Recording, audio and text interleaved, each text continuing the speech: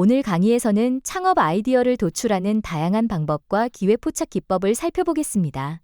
이번 강의를 통해 여러분은 창업 아이디어를 체계적으로 도출하는 방법을 설명할 수 있고, 시장 기회를 포착하는 다양한 기법을 이해하며 이를 창업 과정에 적용하여 아이디어를 구체화하는 역량을 키울 수 있을 것입니다. 이번에는 우리가 창업 아이템을 선정하는 원칙, 또 창업 아이디어를 선정할 때 유의해야 할 점, 그리고 창업 아이디어를 도출하는 방법 등에 대해서 배워보도록 하겠습니다. 아인슈타인은 이런 말을 남겼습니다.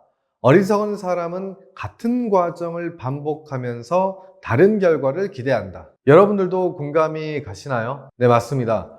결과를 바꾸기 위해서는 과정을 바꿔야 합니다. 여러분의 가치는 과거의 경험에 의해서 결정되는 것이 아니라고 생각합니다. 먼저 창업 아이템 선정에 크게 3대 원칙이 있다라고 하는데요.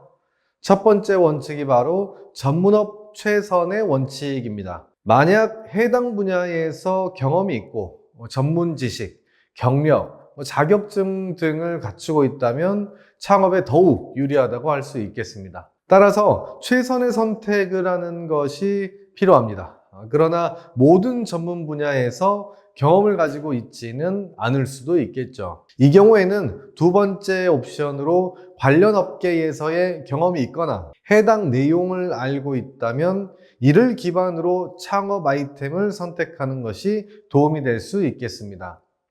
이를 플랜 B라고 우리는 부를 수 있겠죠. 하지만 위 두 가지 원칙과 전혀 관련이 없는 산업에서 창업을 준비하는 그런 경우라면 주의가 필요하다고 할 수 있겠습니다. 단순히 해당 아이템이 좋다는 소문이나 시장 상황이 좋다는 이유만으로 준비를 시작하는 것은 경계해야 되겠다라고 할 수 있겠고요. 이런 부분들이 바로 최악의 원칙이다라고 할 수 있겠습니다. 물론 예외가 있을 수도 있겠지만요. 이제 창업 아이템 선정의 세 가지 원칙을 우리가 기억하면서 구체적인 사항을 살펴보도록 하겠습니다. 여기 창업 아이디어를 선택할 때 유의해야 할 11가지 사항을 정리를 해보았는데요. 첫 번째로 시대의 흐름을 고려해야 한다는 점입니다. 창업 아이템 역시 시대의 흐름에 맞춰서 구조화될 필요가 있겠는데요. 제가 다양한 창업 지원 사업의 심사를 진행을 하면서 최근 자주 접한 이런 아이템들이 있었습니다. 하루에 예를 들어서 30팀의 창업팀을 살펴보면 최근 1인 가구의 증가로 인한 또 반려동물 관련 아이템과 밀키트 이런 부분들이 최신 트렌드로 보이더라는 것입니다. 그러나 시대의 트렌드는 언제나 변화할 수 있기 때문에 이런 변화를 예측하고 또 시대에 맞는 아이템을 고려하는 것이 중요하다고 할 수 있겠습니다. 두 번째로 유망한 사업을 선택하는 것이 쉽지 않다는 점을 우리가 꼭 인식해야 되겠습니다. 모든 것이 쉽게 성공할 수 있는 일이었다면 그 기회가 여러분들에게 쉽게 이렇게 바로 오지는 않았을 가능성이 굉장히 높습니다. 또 유망한 사업이 있다면 끝물에 참여하지 않도록 성장기에 집중해야 합니다. 또한 창업 예산을 초과하는 경우 이런 부분들도 중요하겠는데요. 이런 과도한 창업 비용이 드는 사업에 참여하면 또 안 된다는 점 또 기억하실 필요가 있겠습니다. 더불어서 자신의 적성에 맞지 않는 이런 사업을 시작하는 것도 좋지 않다라고 할 수가 있겠는데요. 내가 하고 싶은 일과 내가 할 수 있는 일 사이에는 큰 차이가 있다는 점을 여러분들께서는 명심해야 하겠습니다. 그리고 수익성을 철저히 고려한 후에 사업을 시작해야겠는데요.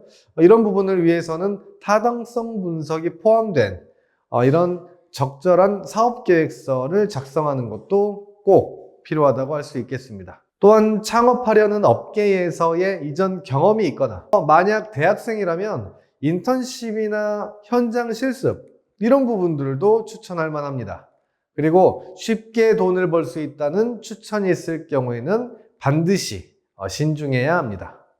이런 말에 의존해서 조사도 없이 쉽게 창업을 시작하는 것은 매우 위험할 수 있겠습니다. 더불어서 중장기적인 경영 전략과 성장 단계별 전략을 수립하고 철저히 준비하는 것이 필요하겠습니다. 그리고 창업 이후에도 당연히 최선을 다하는 것.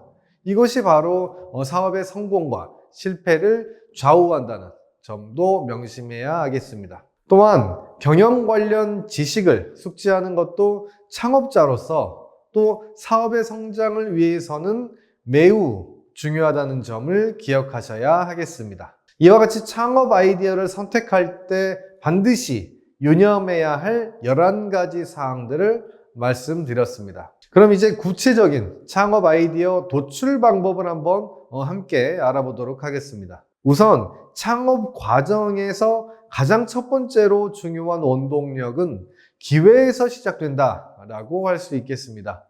이런 기회라는 것은 자금, 준비된 전략, 많은 인맥, 혹은 경영팀의 사업 계획보다 우선한다라고 창업 전문가들은 주장하곤 합니다. 지금 보시는 이러한 여러 요소들도 물론 매우 중요하겠지만 실질적인 기회는 초기 단계에서 제공할 수 있는 팀의 재능, 능력 혹은 자원보다 훨씬 더 중요하다라고 할 수 있겠는데요. 동일한 내용이 경영팀의 전략이나 사업 계획에 포함되어 있더라도 사업의 성공 여부는 투자가 이루어졌는지 또는 기회를 잡았는지에 따라서 달라질 수가 있다는 것입니다. 따라서 급변하는 환경 속에서 창의성을 발휘하는 창업자와 팀의 역할은 바로 이 기회를 발견하고 활용하는 것에서 시작된다고 할 수 있겠습니다. 따라서 기회가 적절한 시점에 자원과 맞물리게 된다면 이제 자원을 활용할 차례입니다. 이 자원은 절약하고 또 창의적으로 사용해야 합니다. 자원은 무한하지 않기 때문인데요. 이러한 사실들은 인적 자원뿐만 아니라 사업을 위한 모든 자원에 해당되고요. 이러한 자원은 효율적으로 관리가 되어야 하겠습니다. 세 번째로 사업 계획을 준비할 때는 기회와 자원, 그리고 우리의 팀이 중심축을 이룹니다. 이 중심축은 기회와 자원을 효율적으로 활용하기 위해서 팀 구성을 통해 이 세 가지 원동력 간의 교환을 조율해야 합니다. 이것을 조화와 균형으로 표현할 수 있겠는데요. 이를 통해서 품질을 향상시킬 수 있는 사안들에 대해서 소통이 가능해지고요. 또 이 과정에서 우리는 비언어적 코드를 많이 사용하게 된다는 것입니다. 결국 기회를 포착하고 자원을 투자하며 적절한 팀워크를 매칭하는 것이 창업 아이디어를 도출하는 세 가지 핵심 요소라고 할 수 있겠습니다. 이제 기회를 하나씩 자세히 살펴보도록 하겠는데요. 기회란 특정 아이디어가 실행 가능한지 여부를 신속하게 판단하고 이를 실현하기 위해서 필요한 시간과 노력을 평가하는 능력입니다. 그렇기 때문에 창업 과정은 기회를 탐색하는 과정이다. 기회 추구적이다라고 표현하는 것입니다. 그 이유를 다음과 같이 설명할 수 있겠는데요. 첫째, 시장의 수요는 기회를 측정하는 데 있어서 중요한 요소입니다. 소비자를 확보하기 쉬운가? 시장 점유율과 성장 가능성을 가지고 있는가? 따라서 몇 %의 성장률을 달성할 것인지 이런 부분들을 사전에 준비해야 한다는 것입니다. 둘째, 시장의 구조와 규모를 살펴봐야겠습니다. 해당 시장이 신흥시장인지 아니면 쇠퇴하고 있는 시장인지를 명확히 분석해야 되고요. 현재 쇠퇴하지 않은 시장이라면 잠재적인 가능성을 평가해야 합니다. 이러한 수익성 및 기회 분석은 단순한 아이디어와는 차별화되어야 한다는 것이죠. 셋째, 비용적인 측면을 고려해야 합니다. 저비용으로 공급이 가능하며 손익분기점을 빠르게 도달할 수 있다면 매우 이상적이다라고 할 수 있겠죠. 따라서 1, 2년 내에 손익분기점을 넘어설 수 있는지를 확인하는 것이 매우 중요합니다. 두 번째로서는 자원의 활용 부분인데요. 자원을 활용하는 방법에 있어서 중요한 것은 활용 가능한 자원을 식별하고 목록화하는 것입니다. 그러나 또 이 부분에 너무 압도될 필요는 없습니다. 자원이 부족하다고 해서 포기할 이유는 없기 때문입니다. 따라서 창의적으로 접근하기 위해서는 자원 소비를 최소화하고 통제할 수 있는 부분과 극대화하고 소유할 수 있는 부분을 파악하는 것이 매우 중요합니다. 또한 재정자원, 자산, 인적자원, 사업계획 등을 우선적으로 비교 분석해야겠고요. 현금에 대한 고민은 마지막으로 하는 것이 좋습니다. 이 부분은 당연히 쉬운 일은 아닐 수도 있겠지만 창의적인 해결 방안을 모색하는 데는 아주 중요한 요소라고 말씀드릴 수가 있겠습니다. 세 번째가 바로 우리 창업팀의 구성인데요. 창업팀은 성공의 가장 중요한 핵심 요소다라는 의견이 최근 들어 특히나 굉장히 많습니다. 현재는 기술, 비즈니스, 벤처캐피탈 회사들, 창업을 위한 기회, 자원들은 예전과 비교해서 상당히 풍부한 시대에 우리는 살고 있는데요. 따라서 우리가 구성하기 힘든 꼭 필요한 핵심 요소는 훌륭한 팀이며 여러분이 가장 큰 도전 과제로 삼아야 할 것은 바로 최고의 팀을 구성하는 것입니다. 이를 위해서는 기업가 리더의 특성을 갖추고 훌륭한 팀의 특성을 통해서 선도적인 팀워크를 형성해야 합니다. 남들보다 빠르게 배우고 가르칠 수 있는 능력, 역경을 잘 극복하는 힘, 그리고 회복 탄력성과 윤리적 기반을 구축하는 것이 필요하다고 할 수 있겠습니다. 신뢰, 정직, 진실성 등을 바탕으로 한 기업 문화와 조직이 형성될 때 뛰어난 팀워크가 만들어질 수 있는 것입니다. 우수한 팀의 특성을 살펴보면 해당 분야에서 경험과 전문성을 갖춘 사람들, 조직에 헌신하며 결단력 있게 투자할 수 있는 사람들, 또 창조력이 뛰어나다는 점을 꼽을 수가 있겠고요. 뛰어난 성과를 내고자 하는 동기부여, 위험과 불확실성을 견디고 극복할 수 있는 적응력, 그리고 기회에 대한 집착을 어느 정도 가질 수 있는 이런 몰입성을 보여주기도 합니다. 자, 우리가 기회에 있어서 이런 기회의 창을 살펴볼 수가 있겠는데요. 보시는 바와 같이 기회의 창은 항상 열려 있지는 않습니다. 보통 창업 후 최소 약 2년에서 3년 이후에 열리기 시작한다고 하는데요. 그렇기 때문에 바로 우리는 인내심이 필수라고 할 수 있겠습니다. 기회의 창은 시장 규모와 관련이 있고요. 시장 주기가 성숙기에서 쇠퇴기로 어떻게 진행되는지를 이해하고 살펴보는 것이 중요하다고 할 수 있겠습니다. 일반적으로 기회의 창은 창업 후 약 5년 이후에 활짝 열린다고 하고요. 12년 정도에 닫히는 경우가 많다고 합니다.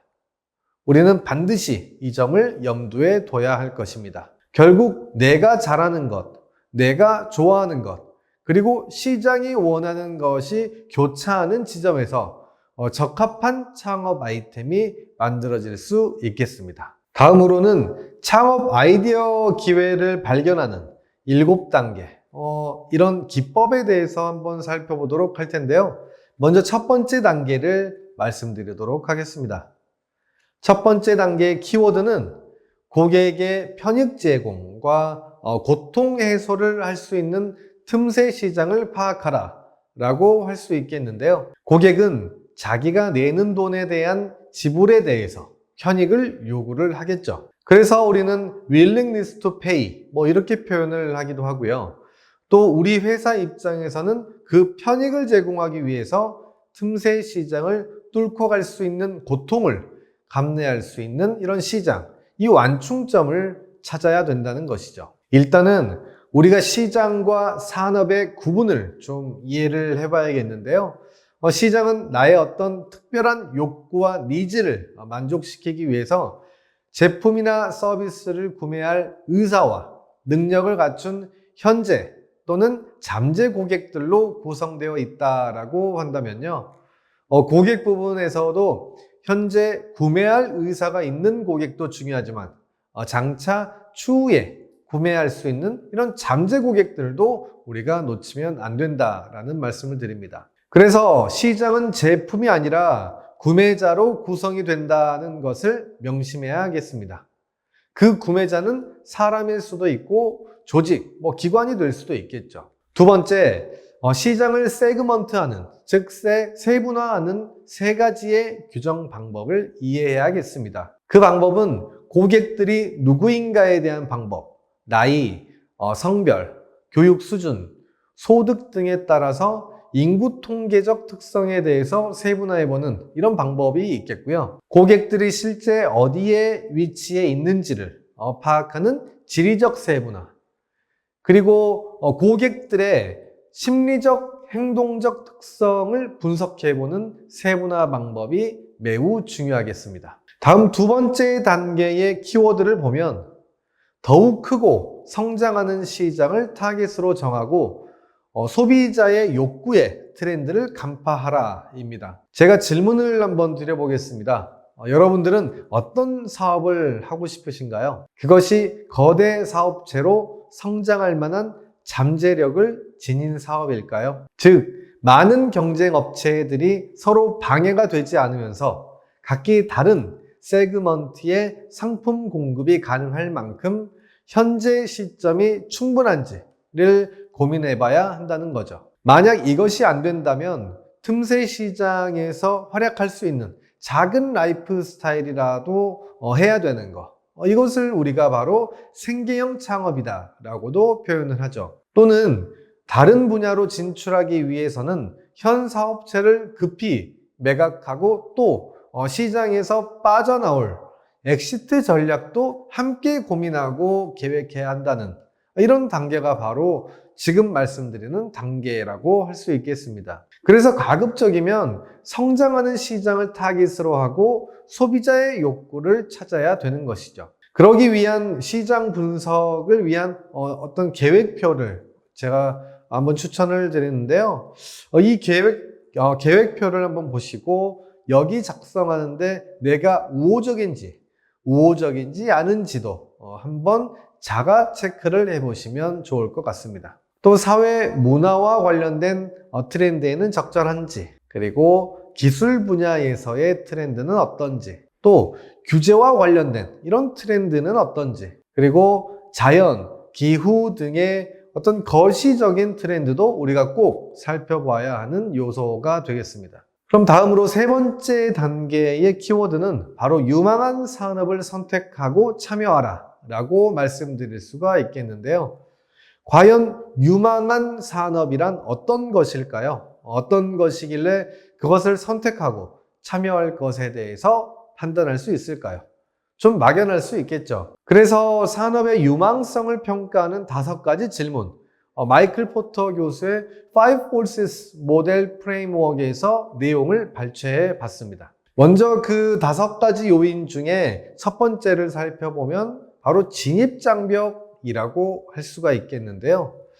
우리가 엔트리 베리어, 어디나 진입장벽이 있을 수가 있죠. 진입장벽이 높다면 그것을 딛고 넘어섰을 때 성공할 가능성이 높을 테고, 반대로 진입장벽이 없거나 낮게 되면 경쟁이 너무 치열할 수 있게 되겠다는 것입니다. 그래서 다른 사업체들이 이 산업에 진입하기 쉬운가 아니면 어려운가, 그래서 되도록 빨리 산업에서 또 빠져나올 계획도 갖추고 있는 것이 필요하겠고요. 우리가 항상 유념해야 할 것은 오래 지속되는 사업을 생각을 우리는 해봐야 된다라는 겁니다. 또 공급자의 힘도 아주 중요한 요인인데요. 이 공급자의 힘을 살펴보면 자사가 판매하는 상품이나 서비스에 들어가는 부품이나 소재를 공급해주는 공급자의 힘이 약할수록 좋다라는 것이죠. 즉 상품이나 서비스 생산 활동과 관련된 계약과 조건들을 내가 정할 어떤 힘을 갖고 있는지에 대한 부분에 대해서 우리가 꼭 확인을 해야 한다는 것입니다. 또 구매자의 힘은 어떤가요? 우리, 즉 사업가의 입장에서는 구매자의 힘도 약할수록 좋지 않을까요? 구매자와의 계약과 구매 조건을 정할 그런 힘을 우리가 주도적으로 갖고 있을 때, 특히 내가 가진 아이템이 탁월할 때는 상대적으로 구매자의 힘, 바게닝 파워가 약해질 수 있다는 것입니다. 또 대체품이 어떤 시장을 잠식할 가능성, 이것도 참 고민을 많이 하셔야 될 것 같은데요. 그래서 대체품의 위협이 작을수록 또 당연히 우리 기업가의 입장에선 유리할 수가 있겠습니다. 마지막 5번째로 산업 내 경쟁력을 우리가 평가해 봐야겠는데요. 경쟁이 치열한지, 미미한지, 이런 부분들을 평가해 보고 우리만의 차별화된 아이템을 보유하고 있을수록 산업 내 유망성에서 우리가 긍정적일 수가 있겠습니다. 4번째 단계의 키워드를 계속해서 보도록 하겠습니다. 바로 지속 가능한 경쟁 우위를 확보하라 라고 할 수가 있겠는데요. 경쟁 우위를 지속하기 위한 어떤 열쇠를 우리가 가져야 할까요? 첫 번째, 최초의 경쟁 우위는 나의 제품이 경쟁사들의 제품보다 고객에게 더 좋고 더 싸고 더 빠른 차별화된 편익을 제공할 때 발생합니다. 그리고 다른 회사들이 복제하거나 모방하기 어려운 독점적인 요인을 갖추고 있어야 되겠는데요. 대표적으로 코카콜라 사례가 유명하죠. 그죠? 코카콜라는 이 지식재산권, 특허 등록을 하지 않았다는 거죠. 바로 영업비밀로 가져가기 때문에 따라올 수 없다.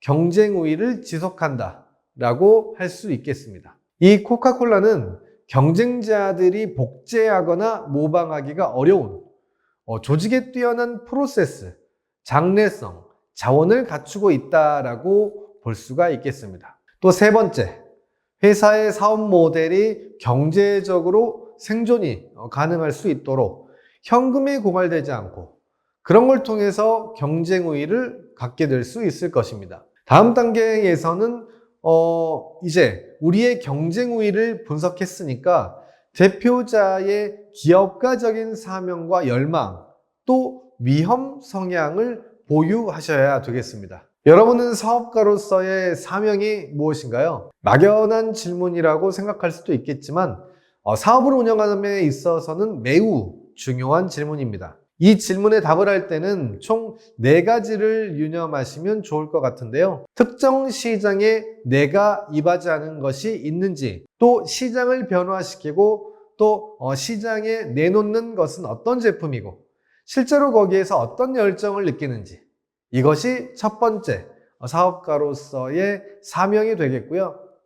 2번째, 나는 내가 하는 사업에 대해서 어떤 열망을 가지고 있는지도 함께 생각해 보셔야 되는 거죠. 나와 가족을 위해서 일하는 것인지, 또 그것이 자그마한 것에서 시작해서 커질 수는 있는 일인지, 또 직접 발로 뛰는 것인지, 관리하는 것인지, 이끄는 것인지, 그 역할에 따라 열망이 다를 수가 있다는 것입니다. 또 어떤 식으로는 작게라도 세상을 변화시킬 수가 있는지, 이런 질문들을 해봐야 되겠다는 말씀을 드립니다. 그래서 여러분들이 감수할 수 있는 위험과 감수할 수 없는 위험이 무엇인지를 한번 이번 시간에 구분을 해본다면요.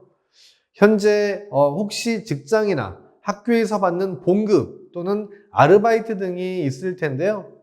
이런 급여를 통한 안정을 포기할 수 있는지, 포기할 수 있다면 얼마나 또 오래 포기할 수 있는지를 현실적으로 냉정하게 생각을 해봐야 되겠습니다. 또 내 사업에 대한 통제를 이룰 수 있는 위험을 감수할 수 있는지, 내가 실제로 돈을 걸 수 있고 얼마나 많이 걸 수 있는지, 또 내 집, 가족, 사랑하는 자식들이 나의 창업에 대해서 시간과 이런 것들을 얼마나 또 포기해 줄 수가 있는지, 또 양보해 줄 수가 있는지, 또 당신이 감수하려는 위험을 기꺼이 분담할 수 있는지도 함께 고민해 봐야 되겠습니다. 가와만사성, 가족의 중요성은 100번 말해도 지나치지 않기 때문입니다. 그러지 않겠습니까? 6번째 단계에서는 결정적인 성공 요인을 파악하고 실행할 팀을 조직하라 라는 키워드를 말씀드릴 수가 있겠습니다. 여러분들 추후 시간에 배울 PSST 구조의 사업계획서의 마지막 파트가 바로 팀 구성과 관련이 돼 있겠는데요. 자, 우선 5손가락에 꼽히는 결정적인 어떤 성공 요인들은 우리가 무엇이 있는지, 정확히 그 요인들에 대해서 파악했음을 보여주기 위해서는 여러분은 어떤 증거들을 준비할 수 있는지, 또 그것을 함께 팀이 뭉치면 과연 우리가 실행할 수는 있는지, 또 제대로 준비를 갖추지 못했거나 그 공백을 메우기 위해서는 어떤 도움이 필요하다고 판단되며 또 빨리 대처할 수 있는지, 이런 방법들도 찾아야 되겠습니다. 이렇게 하면 이제 7단계까지 오게 되는데요. 이제 모든 가치 사슬에서 효율적인 네트워크를 구축하셔야겠습니다. 여러분의 사업팀은 우리와 또 우리 경쟁사들의 공급자가 될 수 있는 가치 사슬에서 누가 어떤 역할을 하는지, 또 대체품은 어떤 것들이 있는지, 그러한 이름, 직책, 추적 정보들을 우리가 가지고 있으면 경쟁 우위를 위한 필수적인 정보를 우리가 얻고 알 수가 있겠습니다. 그래서 여러분들은 그런 팀의 가치 사슬 안에서 오늘이든 내일이든 당신이 타깃으로 삼게 될 그 고객 중에 누구를 알고 있고, 또 여러분의 팀은 가치 사슬의 옆으로 자신의 경쟁자와 대체품 업체 중에 누굴 맡고 있는지도 알 수 있어야 된다는 것입니다. 이렇게 살펴보다 보면 모든 방향으로서의 연결성을 우리가 갖게 됩니다. 그래서 내용을 정리하자면 공급자로서 또 경쟁자들 속에서 여러분의 회사가 어떻게 고객의 니즈를 만족시키고 또 최종 소비자 또는 최종 사용자들에게 정말 최고의 가치를 전달할 수 있도록 그 기회를 포착하는 과정을 아주 진지하게 고민해 보셔야 할 것입니다. 오늘은 여기서 마치도록 하겠습니다. 감사합니다. 학습 정리입니다. 이번 차시에서는 창업 아이디어를 도출하는 방법과 창업 기회를 포착하는 전략에 대해 학습했습니다. 아이디어 선정 시 고려해야 할 기준으로 전문업, 관련업, 무관업의 구분을 익혔고, 기회의 창 개념을 바탕으로 언제 시장에 진입할지 타이밍을 판단하는 방법을 배웠습니다. 또한 자원과 팀 구성, 시장 분석을 통해 실행 가능한 아이디어를 구체화하는 과정을 익혔습니다.